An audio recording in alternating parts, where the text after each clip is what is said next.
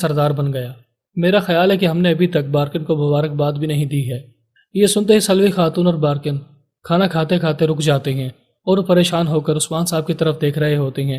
جعلی درویش بھی وہیں پر موجود ہوتا ہے اور وہ سمجھ جاتا ہے کہ عثمان صاحب اور ملحان خاتون مل کر بارکن کو ذلیل کرنے کی کوشش کر رہے ہیں کہ بارکن نے سرداری دھوکہ دھڑی کے ساتھ حاصل کی ہے۔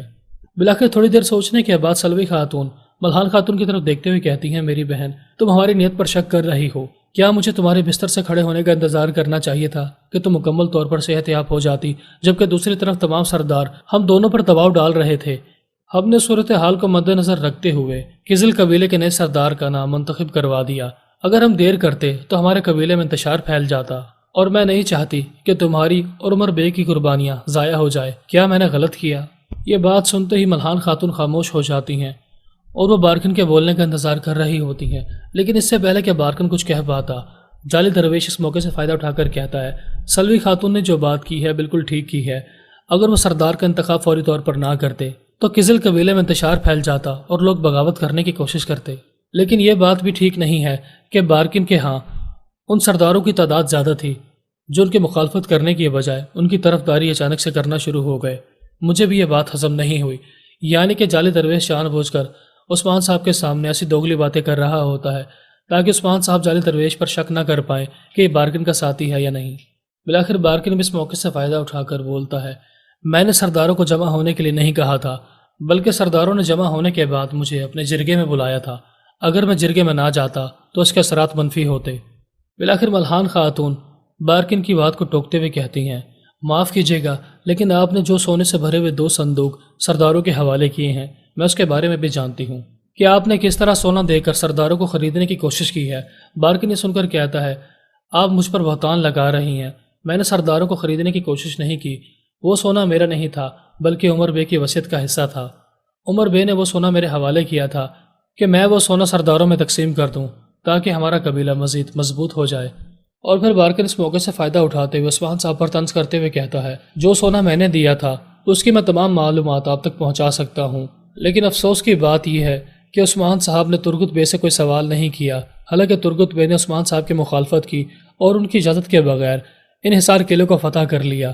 یعنی آپ لوگ مجھ سے سوال جواب پوچھ رہے ہیں، لیکن آپ لوگوں نے ترگت بے سے کوئی سوال نہیں پوچھا۔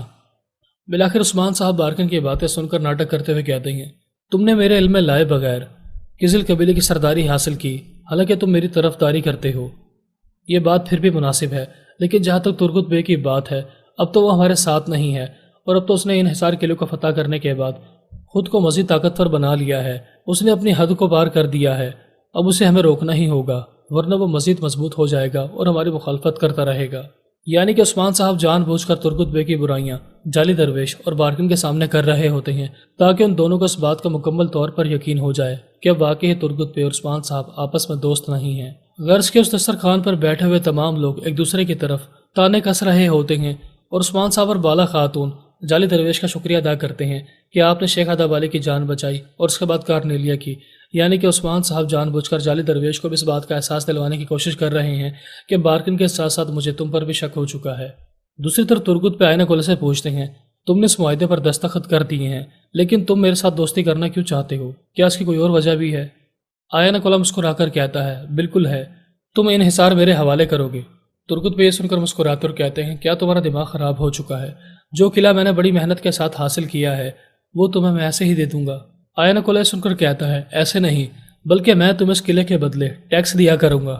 تم اینا گول قلعے کے ساتھ ساتھ ہار بنکایا قلعے کے بازار میں تجارت کر کے منافع کماؤ گے اور انحصار قلعے کے بدلے تمہیں ٹیکس دیا جایا کرے گا، یعنی تمہیں 3 طرف سے منافع حاصل ہوگا، اور تمہیں کیا چاہیے؟ اور ویسے بھی میرا خیال ہے کہ تم ترکوں کو اس پتھر سے بنائے گئے قلعوں میں رہنے کا کوئی شوق نہیں ہے، تم تو خیموں میں رہنا پسند کرتے ہو۔ ناظرین، اس کے بعد آپ دیکھیں گے کہ سلجان خاتون نماز ادا کر رہی ہوتی ہیں۔ اسی دوران کارنیلیہ جو کہ ہوش میں آ جاتی ہے اور اس کے ہاتھ میں خنجر ہوتا ہے۔ اسی دوران ایک اور شخص اپنے چہرے پر نقاب اوڑھے اس خیمے میں داخل ہو جاتا ہے اور اس کے ہاتھ میں بھی ایک خنجر ہوتا ہے، اور جیسے ہی کارنیلیہ کی نظر اس شخص پر پڑتی ہے تو کارنیلیہ اس کی طرف دیکھ کر مسکراتی ہے، یعنی کہ کارنیلیہ پہلے ہی سے اس شخص کے بارے میں جانتی ہے کہ وہ کون ہے۔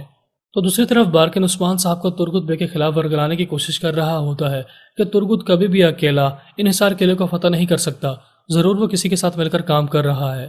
عثمان صاحب یہ سن کر کہتے ہیں، کوشش نے میرے بھائی کو شہید کر دیا اور اپنی بہن کے قتل کا بدلہ لے لیا۔ اور تو اور آیا نکولا ہمیشہ ہی سے غدار رہا ہے، وہ کبھی میرا ساتھ دیتا ہے، کبھی کوشش، کبھی ترگت بے کا۔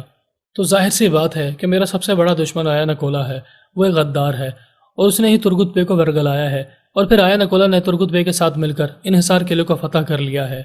بارکن یہ سن کر کہتا ہے، انحصار قلعے کو فتح کرنے کا حق آپ کا تھا، ترگت بے کا نہیں۔ عثمان صاحب یہ سن کر کہتے ہیں، تو میں اپنا حق واپس حاصل کروں گا، میں ترگت بے سے انحصار قلعے کو واپس حاصل کرنے میں کامیاب ہو جاؤں گا، لیکن ترگت بے کو سزا دینے سے پہلے میں عمر بے کے قاتلوں کو پکڑنا چاہتا ہوں۔ یعنی کہ عثمان صاحب جان بوجھ کر بارکن پر دباؤ ڈالنے کی کوشش کر رہے ہوتے ہیں تاکہ بارکن نہ چاہتے ہوئے بھی اپنی غلطی کو چھپاتے ہوئے کوئی ثبوت عثمان کے لیے چھوڑ دے۔ بالآخر بارکن سے رہا نہیں جاتا اور وہ عثمان صاحب سے کہتا ہے، میں نے منگولوں کو اپنے ہاتھوں سے مار کر عمر بے کی شہادت کا بدلہ لے لیا ہے، اب آپ کس قاتل کے بارے میں بات کر رہے ہیں؟ اس سے پہلے کہ عثمان صاحب کسی قاتل کا نام لے پاتے، اسی دوران سلچان خاتون کے چلانے کی آواز عثمان صاحب کے کانوں میں پڑتی ہے تو وہاں پر بیٹھے ہوئے تمام لوگ چونک جاتے ہیں۔ بالآخر دیکھتے ہی دیکھتے سلچان خاتون عثمان صاحب کے سامنے آ کر گر جاتی ہیں۔ سلچان خاتون جو کہ زخمی حالت میں ہوتی ہیں اور ان کے ہاتھوں سے خون نکل رہا ہوتا ہے، عثمان صاحب بھاگتے ہوئے سلچان خاتون کے پاس آتے ہیں اور وہ سلچان خاتون کا نام پکار رہے ہوتے ہیں اور وہ سلچان خاتون سے پوچھتے ہیں، آپ کے ساتھ یہ کس نے کیا؟ لیکن سلچان خاتون بہت پریشان ہوتی ہیں اور وہ عثمان صاحب کے کسی بھی سوال کا جواب نہیں دے پا رہی ہوتی۔ جعلی درویش بھی یہ منظر دیکھنے کے بعد دل ہی دل میں خوش ہو رہا ہوتا ہے کہ اچھا ہے سلچان خاتون مر جائے گی اور اس طرح سلوی خاتون اور کارنیلیا کی جان بھی بچ جائے گی۔ اور جعلی درویش کو کہیں نہ کہیں اس بات کا ڈر بھی ہوتا ہے کہ اگر سلچان خاتون جعلی درویش کی سچائی کے بارے میں جان چکی ہیں کہ ہو سکتا ہے کہ وہ اس جعلی درویش کی طرف اشارہ کریں اور عثمان صاحب دیکھتے ہی دیکھتے اس جعلی درویش کو جہنم حاصل کرنے میں کامیاب ہو جائے۔ لہٰذا جعلی درویش اپنی جان بچانے کے لیے ایک خفیہ خنجر اپنی آستین میں چھپا لیتا ہے کہ اگر کوئی بھی جعلی درویش پر قاتلانہ حملہ کرنے کے لیے آگے بڑھتا ہے تو جعلی درویش اپنی جان بچانے کے لیے تو اس خنجر کے ذریعے عثمان صاحب پر وار کرے۔ بالآخر عثمان صاحب سلچان خاتون کو اپنی گود میں تھامے ان سے پوچھ رہے ہوتے ہیں کہ آپ کے ساتھ یہ سلوک کس نے کیا، لیکن سلچان خاتون درد کی شدت کی وجہ سے کچھ بول نہیں پا رہی ہوتی۔ تو ناظرین، آج کے اس ایپیسوڈ کا اختتام ہوا اور نعت والے چینل کا لنک آپ کو اس ویڈیو کے ڈسکرپشن میں دے دیا جائے گا۔ تو ملتے ہیں ایک نئی ویڈیو کے ساتھ، تب تک اپنا خیال رکھیے گا۔ اللہ حافظ۔